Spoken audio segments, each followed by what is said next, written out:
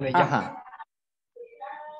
La, Sí. voy a decir yo, ajá. La circunfleja posterior pasa por ahí junto a un nervio, que lo vamos a ver cuando damos inervación, cuando damos plexo braquial, pasa por otro triángulo que yo les nombré cuando vimos miología, que es el cuadrilátero homotricipital. Por ahí pasa el paquete vasculonervioso circunflejo. Cuando hablemos de un paquete vasculonervioso, tenemos que nombrar vena, arteria y nervio. Es decir, por ahí va a pasar el nervio circunflejo, la arteria circunfleja posterior y la vena circunfleja. ¿Ok? Entonces acuérdense, por el triángulo homotricipital pasa la rama posterior de la arteria subclavian, de la arteria subescapular, perdón. Y por el cuadrilátero homotricipital pasa la arteria circunfleja posterior. Las dos circunflejas se van a unir a nivel del hombro, la circunfleja anterior y la circunfleja posterior. Y se va a formar una red anastomótica a nivel del hombro, que suele preguntarse, cuando un paciente se fractura la cabeza del húmero, siempre se lesiona una de las dos arterias que forman parte de la red vascular del hombro y se produce un sangrado profuso. Por eso es que las fracturas del húmero, de la cabeza del húmero, requieren de atención inmediata porque produce un sangrado muy abundante. ¿Se entendió? ¿Me entendieron? ¿Alguna duda? Esto, si pasa una luxación, posiblemente se produzca también, ¿cierto? No, una luxación no. No, normalmente una luxación es que se sale, la cabeza del húmero se sale de la cavidad glenoidal y no es capaz, o sea, la tensión no es capaz de, ¿cómo se dice? De lesionar alguna arteria, alguna de las arterias de la red anastomótica. Pero una fractura, sí. Casualmente la fractura, cuando el húmero se fractura la cabeza, ¿no? Cuando se fractura la cabeza del húmero, siempre se lesiona una de estas dos arterias, ¿ok? Ok. Ajá. ¿Se entendió entonces las ramas colaterales? Sí. Todo eso hay que saberlo de memoria, ¿cierto? Sí. Genial. Para un examen de anatomía hay que sabérselo. Para la vida de médico probablemente hay que saberse las torácicas, ¿verdad? Porque siempre se preguntan, sobre todo la torácica lateral y la circunfleja, ¿ok? De todas las ramas colaterales del axilar, esas tres son las que no se les puede olvidar. La torácica lateral y la circunfleja anterior y posterior. Y la red vascular del hombro. ¿Sí? Vale, vale. Ok. Muy bien. Ponemos lo mismo. Las tres porciones de la arteria axilar. Y luego viene la arteria humeral. La arteria humeral es probablemente la arteria con más ramas colaterales. Fíjense, ella tiene sus dos ramas terminales, que son la arteria cubital y radial, y sus ramas colaterales, que van a ser la principal y que nunca se les puede olvidar, la arteria humeral profunda, ¿ok? Que va a dar dos ramos posteriores, perdón, dos ramos, una anterior y una posterior. Y ya vamos a ver para qué sirven.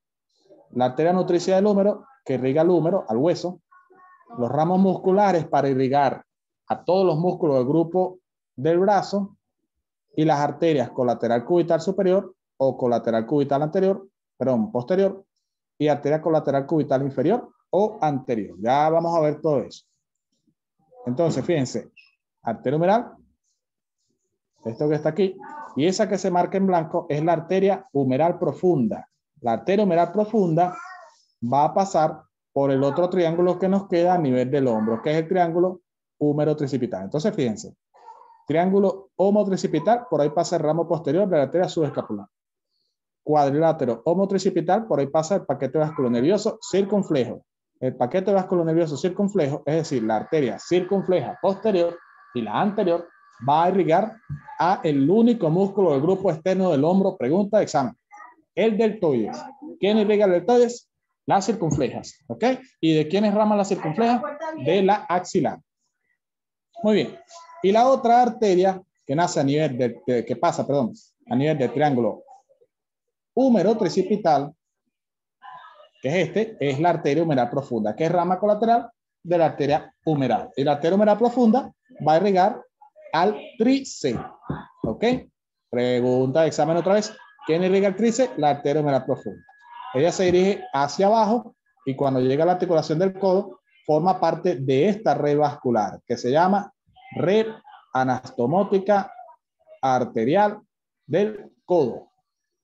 Esto es muy importante que se lo aprendan porque se pregunta mucho. ¿Ok? En anatomía se pregunta bastante.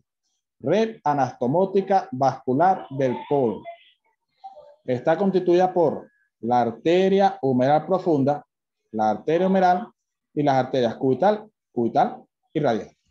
¿Cómo está constituida esta red vascular? Por dos círculos arteriales. Un círculo arterial pericondilio y un círculo arterial peritroqueal. Pericondilio porque está alrededor del epicóndilo y peritroqueal porque está alrededor de la epitróquea. Pericondilio, peritroqueal. ¿Cómo está constituido cada círculo? Fíjense, el pericondilio está constituido por la unión de la arteria humeral profunda con la arteria radial. ¿Cómo lo hace? Presten bastante atención a esto porque esto es un poquito complejo. Fíjense, dijimos que la arteria humeral profunda daba dos ramas. Una rama anterior y una rama posterior, ¿verdad? La arteria humeral profunda. Fíjense que es esta que viene bajando por aquí. Da dos ramas, una anterior y una posterior. La arteria radial, cuando nace a nivel del codo, va a dar dos ramas colaterales, que son las arterias recurrentes o las ramas recurrentes. Se llaman recurrentes porque ellas se regresan, ¿ok? En lugar de seguir hacia abajo, ellas se regresan hacia arriba, recurren. Por eso es que se llaman recurrentes. Y esas arterias o ramas recurrentes de la arteria radial van a ser una anterior y una posterior. ¿Qué es lo que pasa? La rama recurrente anterior de la arteria radial se une con la rama anterior de la arteria humeral profunda. Así. Y la rama posterior de la arteria humeral profunda se va a unir con la rama recurrente posterior de la arteria radial. Y así se forma el círculo arterial peritroqueal, perdón, pericondilio. ¿Ok? ¿Hasta aquí me entendieron? Sí. Sí, profe. Ajá. Y del lado interno, es decir, a nivel del círculo peritroqueal, ocurre más o menos lo mismo. Fíjense, la arteria humeral a seca, no humeral profunda, la arteria humeral va a dar dos ramas colaterales a este nivel también, que son las arterias colateral cubital superior, o también llamada colateral cubital posterior, y la colateral cubital inferior, o también llamada colateral cubital anterior. Yo prefiero llamarla colateral cubital posterior y colateral cubital anterior, ¿sí? En lugar de superior e inferior porque trae confusión. La arteria cubital, cuando nace de la arteria humeral, también da sus ramas colaterales, que son igualmente recurrentes porque se regresan. Tenemos una rama recurrente anterior y una rama recurrente posterior. ¿Qué es lo que ocurre? La arteria colateral cubital posterior se va a unir con la arteria o la rama recurrente posterior de la arteria cubital. Y la arteria colateral cubital anterior se va a unir con el ramo recurrente anterior de la arteria cubital. Y así se forma el círculo pericondilio. Esos dos círculos se unen por una arteria y se forma la red vascular del codo. ¿Me entendieron? Sí, pero una duda, ¿por qué es anterior y posterior si, bueno, desde donde lo veo están en la misma dirección, ¿no? Bueno, eso es lo que pasa que es el dibujo, pero realmente sí está una por detrás y una por delante. Por eso es que se les llama anterior y posterior. ¿Sí? Esa era mi duda, pues. Una cosa que iba a decirle de esta red es que también la llaman red colateral del codo. ¿Por qué es colateral? Aquí creo que tengo la imagen. No, no la tengo. Bueno, ¿por qué es colateral? Porque si la arteria humeral se secciona aquí, ¿verdad? Vamos a suponer que yo decido ligar la arteria aquí, le pongo un clic, la ligo, la circulación del codo no se detiene, la circulación del miembro superior no se detiene. ¿Por qué? Porque la sangre puede circular a través del círculo pericondilio o a través del círculo peritroqueal. Lo mismo ocurre si yo cierro la arteria aquí sigue la irrigación por esta zona, por el círculo peritronclear. ¿Ok? ¿Me explico? Esa es la función de la red colateral. ¿Ok? Bien, bien, bien. Y cuando uno, bueno, el típico accidente que siempre pasa es que uno se golpea el codo, ¿se golpea una de esas arterias o no? Cuando uno se golpea el codo o que siente un correntazo. Sí, que siento un hormigueo en el brazo. No. ¿Se acuerdan cuando yo les expliqué osteología? No sé si se lo expliqué, no recuerdo. En osteología, en la epífisis distal del húmero, si la vemos desde posterior, de todas maneras eso lo vamos a ver cuando vamos a inervación, si la vemos desde posterior, entre la tróclea y la epitróclea se forma un surco, un canal, que es el surco o canal cubital. Por ahí pasa una de las ramas terminales del nervio, perdón, una de las ramas terminales del plexo braquial, que es el nervio cubital. Entonces, a ese nivel, el nervio es muy superficial. Cuando nosotros movemos el codo hacia atrás o hacia algún sitio y nos damos justamente en ese surco, nos golpeamos el nervio cubital. Y lo que ocurre es que hiperexcitamos el nervio y se nos encalambra el brazo. ¿Me expliqué? Sí. Ok, ¿alguna duda hasta aquí? Viene una noticia que los médicos aquí en Venezuela, aquí en Alemania, que digo, ganan 4.700. Me vuelvo loco. Y con las guardias y horas extras, 5.500 euros. Me vuelvo loco. ¿Y aquí cuánto es? Aquí yo creo que es como $2 y creo que es mucho lo que ganamos nosotros. Ah, qué genial. Sí, una cosa de loco. Ajá. Entonces, ¿se entendió todo aquí? Sí, sí, todo se entendió. Ok. Fíjense, esto es lo mismo. Arteria humeral se divide en radial y cubital. Y fíjense, ahí viene la humeral profunda, que da una rama posterior, que se une con la rama recurrente posterior de la arteria radial, y una rama anterior que se une con la rama recurrente anterior de la arteria radial. Círculo pericondilio. Y del lado derecho, del lado izquierdo, del lado interno, o epitroclear, tenemos la arteria colateral cubital posterior, que se une con la rama recurrente posterior de la arteria cubital, y la arteria colateral cubital anterior, que se une con la rama recurrente anterior de la arteria cubital. Y se forma el círculo peritroclear. Y aquí lo vemos, fíjense. Esta es la cara interna del codo, la cara externa del codo. La cara interna tenemos el círculo el círculo peritroclear. Este está aquí, peritroclear. Y de la cara externa vemos el círculo pericondilio. ¿Ok? Y aquí lo que sí, yo sabía que tenía una imagen, fíjense. Aquí lo que les estoy mencionando, se corta la arteria radial, la arteria humeral a este nivel, pero sigue existiendo circulación gracias a la red colateral del codo. Ajá. Muy bien. Seguimos.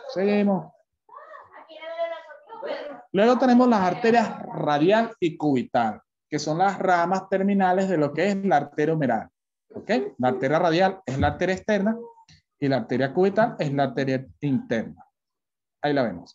La arteria radial da como ramas colaterales las recurrentes, que ya las vimos, ¿verdad? Una anterior y una posterior. Ramos musculares para irrigar a todos los músculos del antebrazo, menos dos, que son el cubital anterior y el cubital posterior. ¿Ok? Las demás lo irriga la arteria radial. ¿Ok? Facilito. Todos los músculos del antebrazo son irrigados por la arteria radial, menos la arteria, el músculo cubital anterior y posterior, que lo irriga la arteria cubital. Ajá.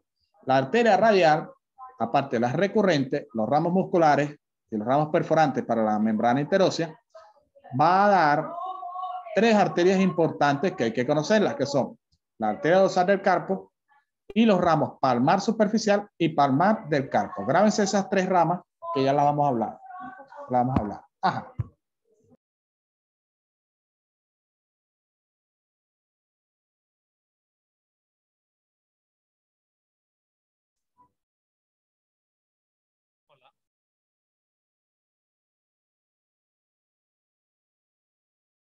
Se había parado aquí esto que.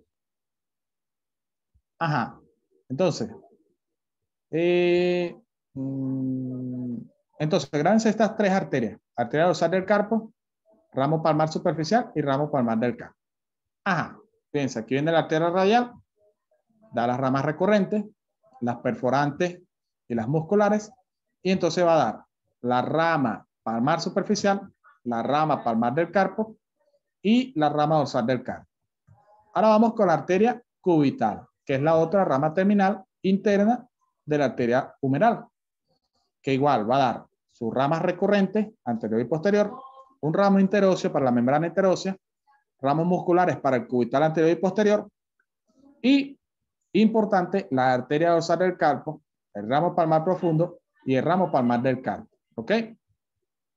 Ahí tenemos la cubital, las dos recurrentes, la interósea, las musculares, y tenemos entonces la rama palmar profunda, la rama palmar del carpo y la rama dorsal del carpo. Entonces, esas ramas que yo les mencioné, rama palmar profunda, rama palmar del carpo, rama dorsal del carpo, van a formar los arcos de la mano, los arcos arteriales de la mano, los dos arcos palmares y el arco dorsal. Fíjense, los arcos palmares se dividen en profundo y superficial. ¿Quién forma el profundo? El profundo lo forma el ramo palmar profundo de la arteria cubital, que se une con el ramo palmar de la arteria radial. ¿Ok? Repito, el arco palmar profundo se forma por la unión del ramo palmar profundo de la arteria cubital con el ramo palmar del carpo de la arteria radial. Y ya como ramas colaterales, las interóseas para los músculos interóseos y las digitales que van a los dedos, irrigan los dedos. Y el arco palmar superficial lo forma el ramo superficial de la arteria radial que se une con el ramo palmar del carpo de la arteria cubital. Y sus ramas colaterales van a ser principalmente las interdigitales que van a los dedos. Entonces, fíjense, arcos palmares. Esto es una mano izquierda. Entonces, esta viene siendo, no, izquierda. Esto es una mano en supinación. Esto es externo, interno. Radio, cúbito. Radio, cúbito. Primera fila del carpo, escafoide, semilunar, piramidal y piriforme. Trapecio, trapezoide, grande y ganchoso. Y los arcos palmares. Fíjense, esta es la arteria radial y esta es la arteria cubital. Fíjense que para formar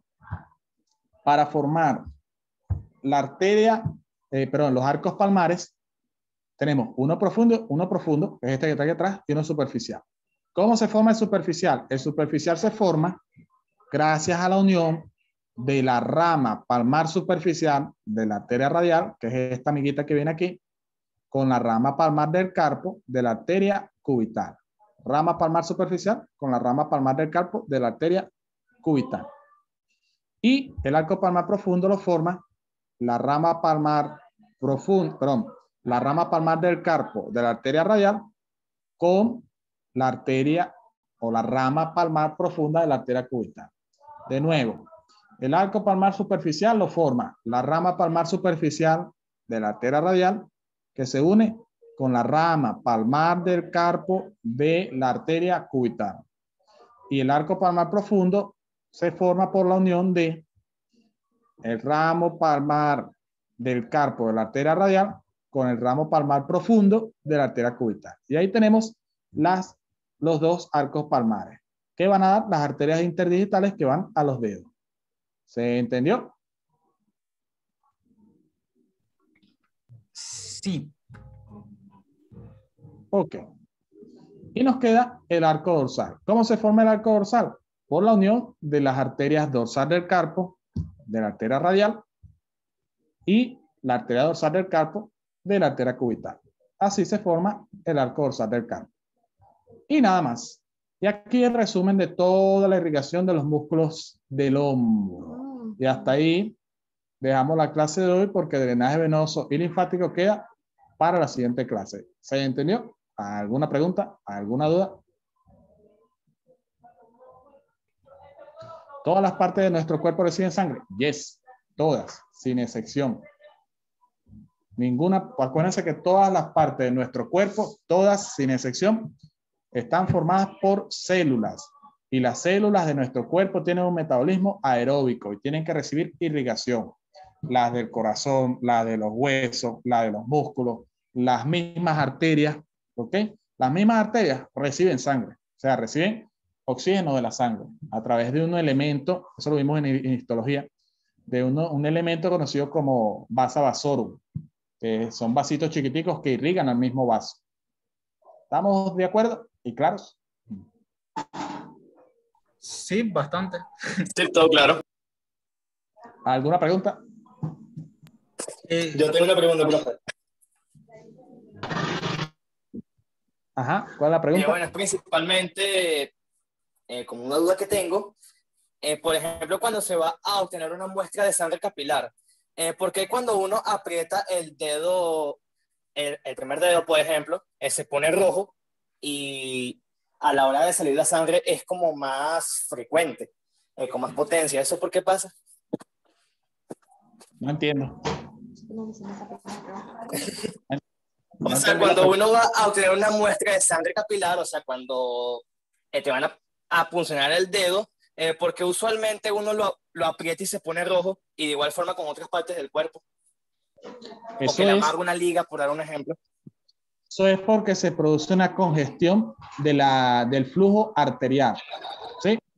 Por ejemplo, yo agarro el dedo, eso es lo que se denomina, ¿cómo que se llama eso? Llenado capilar. Uy, se me había ido qué nombre. Llenado capilar. Nosotros apretamos el dedo, ¿verdad? Y el dedo se nos va a poner rojo. ¿Por qué? Porque estamos comprimiendo las arteriolas, las arterias, las arterias pequeñas y arteriolas, y eso, esas arteriolas, al apretarse, quedan congestionadas. ¿Me explico? Se congestiona.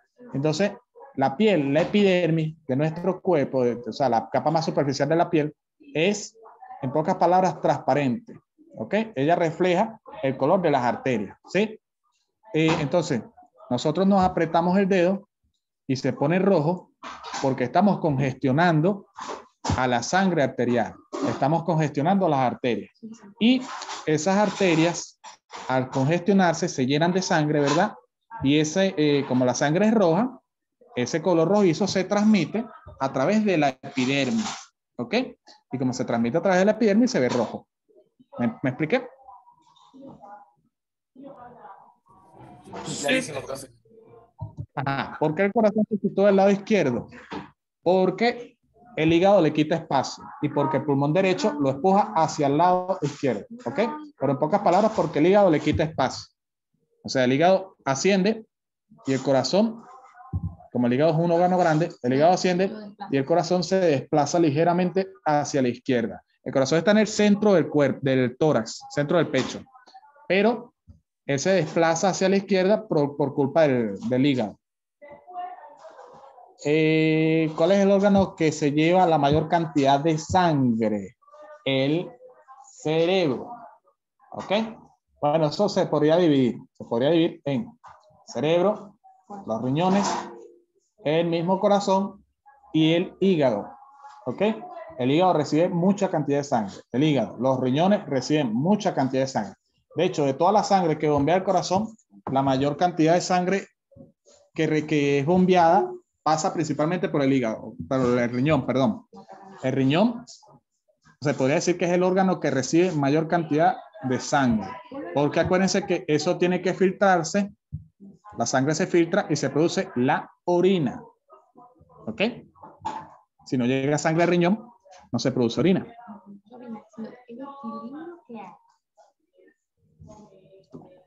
Entonces la sangre es lo que hace que orinemos o miccionemos. Sí, en pocas palabras, o sea, la sangre de acuérdense que la sangre de nuestro cuerpo tiene sustancia de desecho, ¿sí? Esas sustancias de desecho no se pueden quedar dentro del organismo, hay que eliminarlas. ¿Dónde la eliminamos principalmente? Por el riñón, por la orina. Entonces, el riñón, creo que lo vimos en histología también, el riñón es como un colador, ¿sí? Entonces, cuando la sangre pasa por ese colador, toda la sustancia de desecho y parte del líquido de la sangre pasa al riñón. Y el riñón forma lo que es la orina y se excreta al medio externo. ¿Me explico? Sí, bastante claro. Ajá. ¿Alguna otra pregunta? Bueno, sí, tenía la duda. o sea, toda la sangre del cuerpo es oxigenada o hay zonas que no tienen, que no son oxigenadas, ¿Cómo? que está dispersa en el cuerpo es oxigenada. La sangre que está dispersa en el cuerpo es oxigenada. Sí, sí, todo, bueno, sí, toda la sangre que está dispersa en el cuerpo es oxigenada siempre y cuando fluya a través de las arterias, ¿no? Cuando la sangre fluye a través por las venas, a través de las venas, menos en las venas pulmonares, es sangre desoxigenada. ¿Ok? Ya, ¿y cuál sería la diferencia, por lo menos, al sacarnos la sangre? ¿Cuál es la diferencia entre la sangre oxigenada y la desoxigenada? Tengo entendido que una es más clara que la otra, ¿no? Pero hay otra diferencia aparte de eso. Correcto. La sangre desoxigenada es más oscura. Se pinta en el libro de color azul, pero en realidad es negro oscura. Es más oscura. Y la sangre, negro oscura, rojo oscura la cosa. Rojo oscura. Y la sangre arterial es más roja rutilante, roja brillante. ¿Sí? Esa es la sangre arterial, porque viene cargada de oxígeno. Y cuando nosotros nos sacan la sangre, sacan sangre de la vena. ¿Ok? Sacan sangre de vena. ¿Cuándo se obtiene sangre de la arteria? Cuando queremos saber la cantidad de oxígeno que tiene nuestro cuerpo, que es lo que llaman gases arteriales. Ahí sí se toma de una arteria. De resto se toman de las venas. ¿Ok? Las muestras siempre se toman de las venas. Otra diferencia para nosotros saber cuándo es sangre arterial y sangre venosa, por ejemplo, ante un traumatismo, la sangre arterial es pulsátil. Ustedes ven un paciente que tuvo una lesión, vamos a suponer en el brazo, y ven que la sangre sale como un torpedo, sale puja, o sea, de forma intermitente, pero sale a presión, ¿sí? Para y sale, para y sale, para y sale, para y sale. ¿Ok? Cuando sale así, es sangre arterial. Ahora, pero cuando sale continua, un chorro continuo, eso es sangre venosa. ¿Ok? La sangre arterial es pulsátil, hace un arquito. Cuando ella sale, pulsante, a presión, ¿sí? Inmediatamente se dan a cuenta porque cuando el chorro sale a presión puede pegar la sangre del techo de donde sale. La venosa no, la venosa sale un flujo continuo y no va a presión. ¿Sí? ¿Me expliqué? Sí, bastante, de hecho. Ok, Ajá. ¿Alguna otra pregunta? Creo que ya del tema no, de hecho, quedó bastante claro. Y la siguiente clase sería de drenaje venoso, ¿no? Venoso y linfático. Pero, Ok. ok, profe, yo tengo una pregunta. Ajá. Normalmente cuando hay un coágulo sanguíneo, o sea, en alguna arteria o vaso sanguíneo, ¿qué se produciría? ¿Cuáles serían los síntomas? ¿Cómo descartamos si es o no es un coágulo sanguíneo? Tú dices un trombo. Sí, Bueno, si es un trombo venoso, siempre se produce congestión de la zona donde se encuentra el trombo. Y además se produce dolor. Por ejemplo, la zona donde más se producen trombos es en miembros inferiores. Entonces uno se da cuenta porque primero se edematiza el miembro, porque se congestiona la sangre, ¿verdad? Se produce congestión de la sangre, el vaso sanguíneo se congestiona y el líquido se empieza a escapar y se hinchan los pies. Bueno, se hincha el miembro donde se encuentre el trombo, el miembro que está afectado. Eso es una de las cosas que nos permite a nosotros saber que es un trombo, porque siempre no es los dos miembros, siempre es uno de los dos miembros. Y segundo, aparte del edema que se produce, también se produce mucho dolor. Es doloroso. Cuando se forma un trombo, como ese trombo produce congestión de la circulación venosa, se produce dolor porque se irritan las fibras nerviosas del miembro. Y entonces nosotros nos damos cuenta por eso, por el edema y por el dolor principalmente. Y los cambios de coloración también, que la pierna se va poniendo negra, morada, perdón, ¿ok? O rojita, ¿sí? Todo eso por la congestión del flujo venoso que se produce por el trombo. Por el trombo es un tapón que tapa la vena. ¿Me entendieron? ok. Ajá. ¿Pregunta? Sí, el corazón así mismo, o sea, el corazón a pesar de que es una bomba, o sea, envía sangre al cuerpo, él también necesita irrigación de parte de las arterias, ¿cierto? A través de las Sí. arterias coronarias. Y las arterias coronarias irrigan el corazón. Eso lo vamos a ver cuando veamos corazón. Pero sí, el corazón también, como todas células del cuerpo, requiere de irrigación. Los infartos ocurren porque no le llega sangre al corazón.